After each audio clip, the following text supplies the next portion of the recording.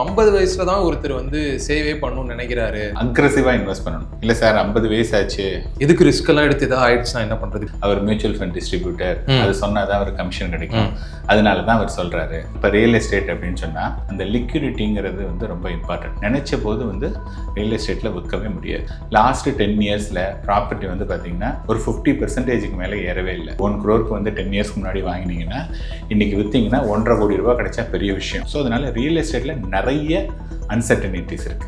Even உங்களுக்கு fixed டெபாசிட்ல கிடைச்ச கூட ரிட்டர்ன் கூட அதில் கிடைக்கல. அப்போ நம்ம வந்து ஒரு நல்ல ஸ்டாக்குன்னு வாங்கி அதில் மணியை போட்டுட்டு அது கிடைக்காம வந்ததுன்னா என்ன பண்ணுறது? ரிட்டர்னே கிடைக்கல, கம்மியாக இருக்குது அப்படின்னா என்ன பண்ணுவாங்கன்னா பீப்புள் வில் ஒரு ஸ்டாக்கை வாங்கலாமா, விற்கலாமா, ஹோல்டு பண்ணலாமா அப்படிங்கிறது அவங்களுக்கு தெரியும்.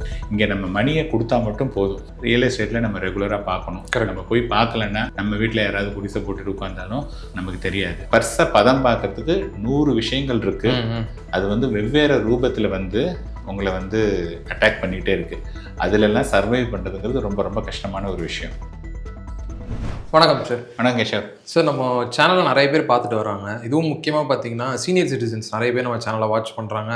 இப்போ தான் எங்களுக்கு இன்வெஸ்ட்மெண்ட் பற்றி தெரியுது, சாருக்கு ரொம்ப தேங்க்ஸ் சொல்லுங்கன்னு சொன்னாங்க. ஸோ ஃபர்ஸ்ட் ஆஃப் ஆல் ரொம்ப தேங்க்ஸ் சார். Thank you sir. இன்னொரு விஷயம் என்னன்னா, இப்போ 50 வயசுல தான் ஒருத்தர் வந்து சேவே பண்ணணும்னு நினைக்கிறாரு. நான் இவ்வளோ நாள் வந்து ஏதோ செலவு பண்ணிட்டு இருந்துட்டேன், குடும்ப கஷ்டம் நிறைய இருக்குது, பட் இனிமே நான் சேவ் பண்ணலாம்னு நினைக்கிறேன், எனக்கே ரிட்டையர்மெண்ட் ஏஜுக்குள்ள ஒரு 1 year அக்யூமுலேட் பண்ணுறது பாசிபிளா அப்படின்னு ஒருத்தர் கேட்டிருந்தார். சார்கிட்ட கேட்டு சொல்லுங்க.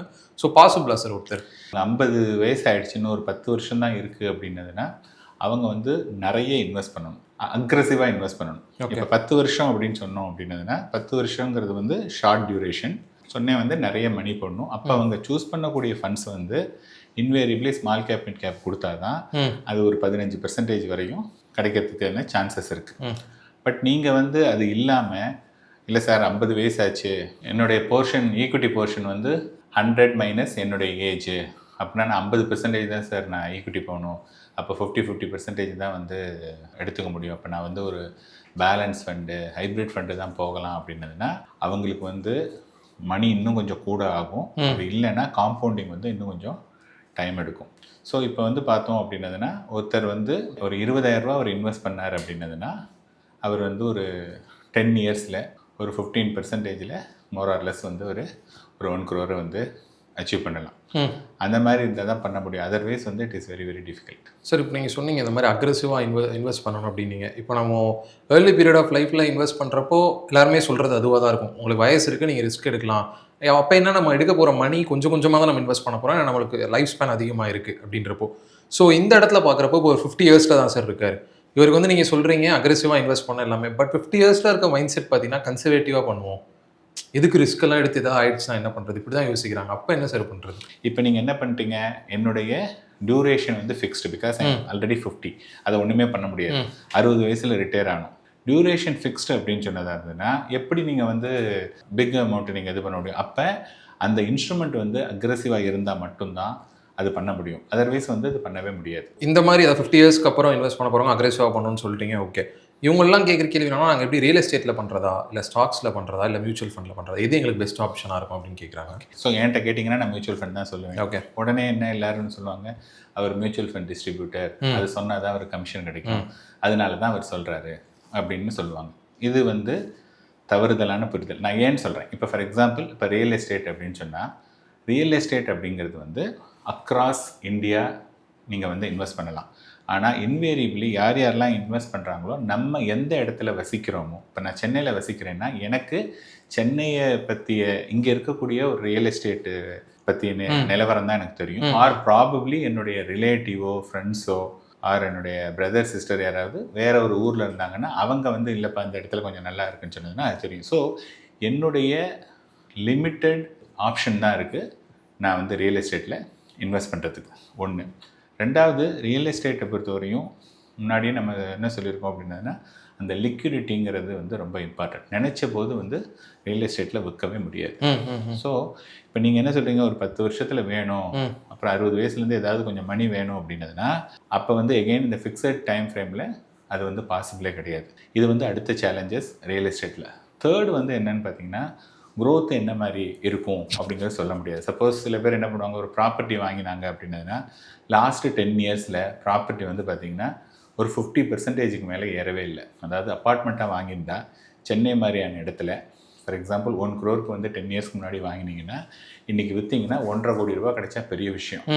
இது வந்து 50% தான் கிடைச்சிருக்கு 10 இயர்ஸில். அப்படி பார்த்தீங்கன்னா அது வந்து ஒரு ஃபிக்ஸட் டெபாசிட்டில் இருக்கக்கூடிய இன்ட்ரெஸ்ட் கூட கிடையாது, சேவிங்ஸ் அக்கௌண்ட்டில் இருக்கக்கூடிய இன்ட்ரெஸ்ட் தான். ஒரு 4% தான் வந்து கிடைச்சதா எடுத்துக்கலாம்.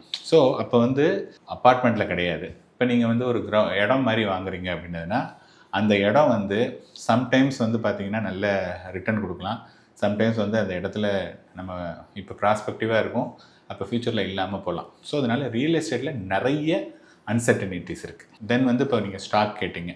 இப்போ ஸ்டாக்கில் பொறுத்தவரை என்னென்னா ஒரு கம்பெனி வந்து பர்ஃபார்ம் பண்ணால் மட்டும் ஸ்டாக் ப்ரைஸ் வந்து இன்க்ரீஸ் ஆகணுங்கிற அவசியம் கிடையாது. இப்போ ஃபார் எக்ஸாம்பிள் இது வந்து ஜஸ்ட் ஃபார் இன்ஃபர்மேஷன் பர்பஸ். இப்போ ஹெச்டிஎஃப்சி பேங்க் எடுத்துக்கிட்டிங்க அப்படின்னா one of the finest bank. அது வந்து நல்ல ரிட்டர்ன் கொடுத்துருக்கு. பட் லாஸ்ட்டு 3 இயர்ஸுடைய ரிட்டர்ன் வந்து பார்த்திங்கன்னா ஈவன் உங்களுக்கு ஃபிக்ஸட் டெபாசிட்டில் கிடைச்ச கூட ரிட்டர்ன் கூட அதில் கிடைக்கல. அப்போ நம்ம வந்து ஒரு நல்ல ஸ்டாக்குன்னு வாங்கி அதில் மணியை போட்டுட்டு அது கிடைக்காம வந்ததுன்னா என்ன பண்ணுறது?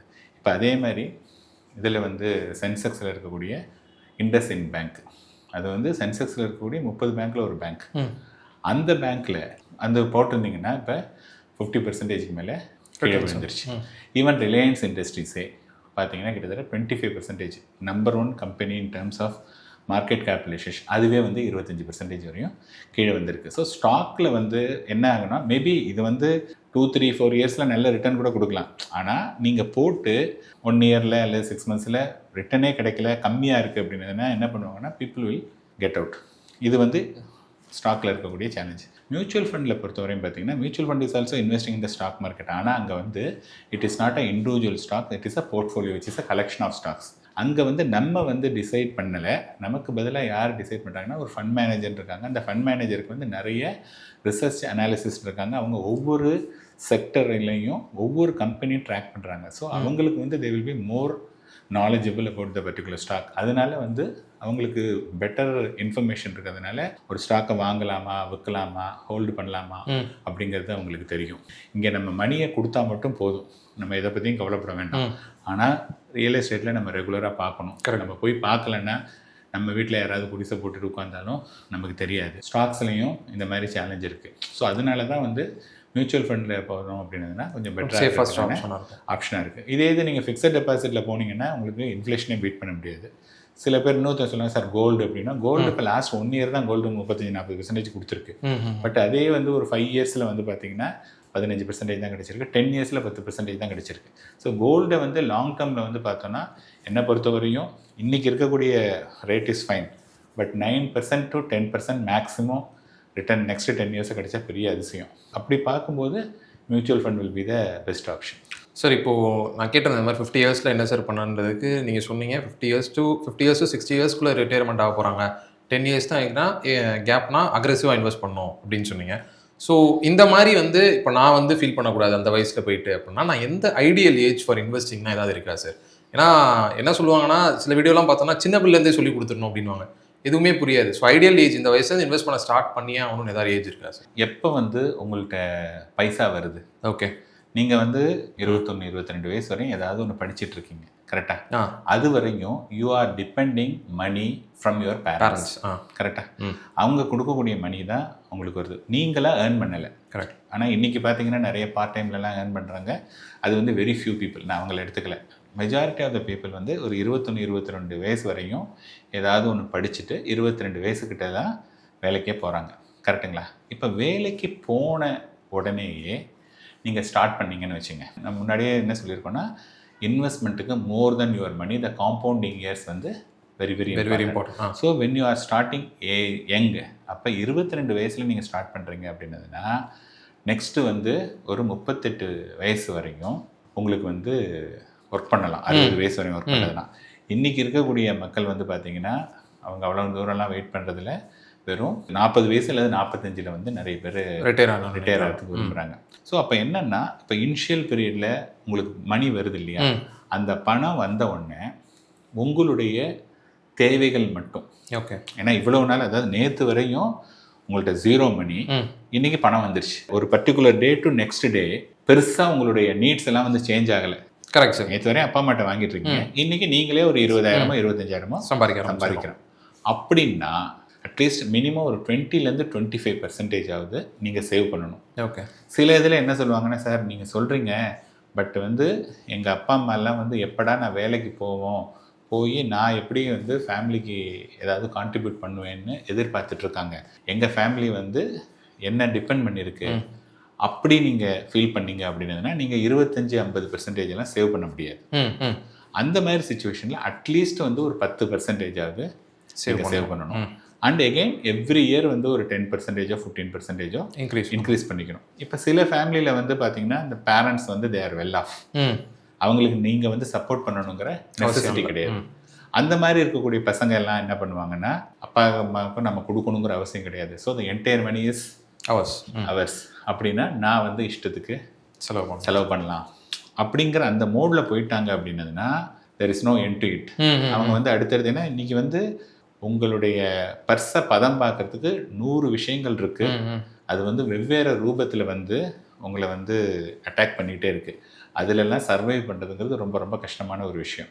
ஸோ நம்ம என்னென்னா அதெல்லாம் ஒரு இதை வச்சுட்டு ஒரு ஷெல் மாதிரி வச்சுட்டு நான் என்ன சம்பாதிச்சாலும் நான் ஒரு 25, ஏன்னா எங்கள் அப்பா அம்மா கொடுக்கணுங்கிற அவசியம் கிடையாது, அதனால் நான் 25% 50% வரையும் சேர்ப்பேன் அப்படிங்கிற ஒரு தீர்மானத்தில் வந்துட்டீங்க அப்படின்னதுன்னா இது எல்லாமே வந்து இட் கம்ஸ் வித் ப்ராக்டிஸ். நீங்கள் இந்த மோடில் போனீங்கன்னா ஒரு 1 or 2 years because you are seeing the result. அப்படிங்கும்போது என்னென்னா நீங்கள் யூ ஸ்டார்டட் அக்ரெசிவ்லி. இப்பயே நான் வந்து நீங்கள் அத்தனை வருஷம் சேர்க்கணும் அப்படின்னதுனா அவங்களுக்கு தெரியாது. இந்த பாத்தில் விட்டுட்டோம் அப்படின்னதுனா வென் தே டேஸ்டட் த சக்ஸஸ்னா அவங்க கண்டிப்பாக வந்து சேர்க்க ஆரம்பிச்சிருவாங்க. ஸோ டெஃபினட்டாக அவங்க வந்து இது பண்ணுவாங்க. அதனால் எப்போ ஸ்டார்ட் பண்ணணும் அப்படின்னதுனா the moment you get salary, that is the right time. 40 லட்சம் போட்டேன், அப்படியே வந்துட்டு இருந்தது, 1 கோடி ஆயிடுச்சு. இப்போ வந்து பார்த்தோன்னா 80 லட்சம் ஆயிடுச்சு. எனக்கு 20 லட்சம் லாஸ்.